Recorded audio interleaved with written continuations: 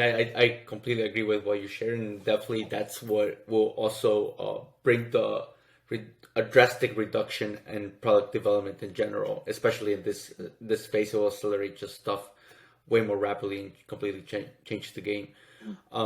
So Jordan, unfortunately, we're reaching the end of this interview. Time just flew by. But before, I mean, we let you go, I wanted to ask you a couple questions. The first one, do you want to add anything else? Anything that you think is really important for our listeners to go away with?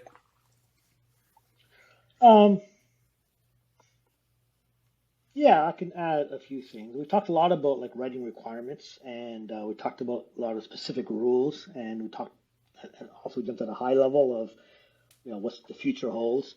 If we stay in the, say, the middle level now, and we could talk about general tips on how to write better requirements, right? This is more of a rules of thumb, not Encosa rules that thou shalt do X, right? But just general principles that we've seen. We've been in the game long enough, and we've seen the companies that do well, and we kind of probe and say, well, how do you guys do that? And we found some similarities among these high-end companies. Interesting. And one of them is to write in layers, right? Not write in layers, not start from like stakeholder needs. Then we're going to write the high-level requirements. Then we're going to write the low-level requirements. Is you kind of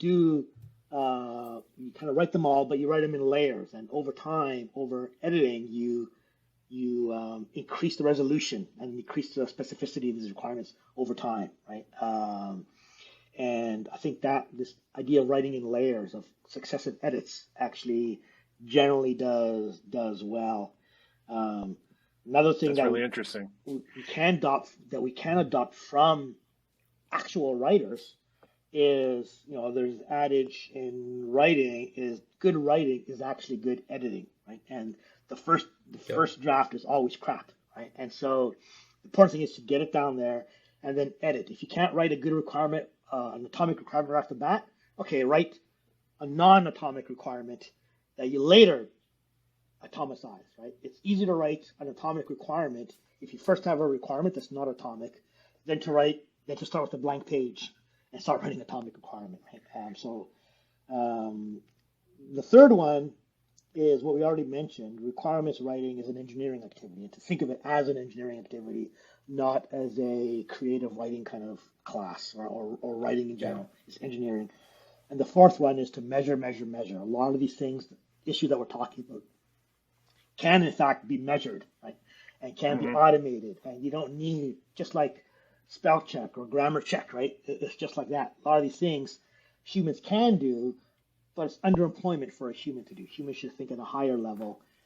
So a lot of these issues, requirements, singularity is one, inconsistency is another. These can be automated, just measurement. Get tools that actually do this measurement for you, and then you decide what to do with the results of that measurement.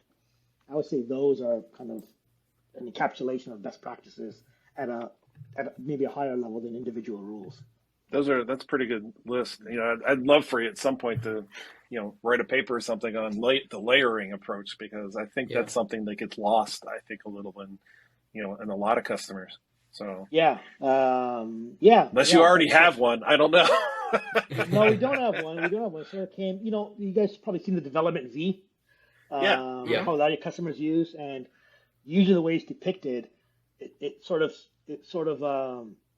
leads to a waterfall approach. And you go down the left side and you go up the other side. But in reality, it's all of those happening in parallel, and exactly.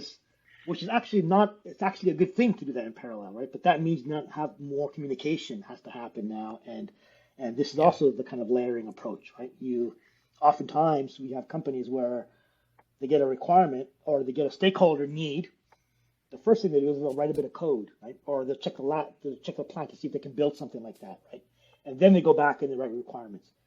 That's actually, to my mind, a reasonable thing to do, as long as you go back and actually write the requirements. You may need some exploration first, right? But we seem to see a lot of customers recently that because they've been using Excel or Word, they're very single level thinking. They've written all their requirements and it's all in one document, and then when you start talking to them about, having multiple levels of requirements, it starts stretching their imagination a little bit. So that's why, that was very interesting to me, because it has been coming up quite frequently. So yeah, they probably vision like nested bullet point lists in their Word document. Right? Yeah, if that. Sometimes it's just a list, a straight Yeah. list, and that's what they work off of. And it's like, oh my gosh, how do you, that's just no wonders they're coming to talk to us. So Yeah.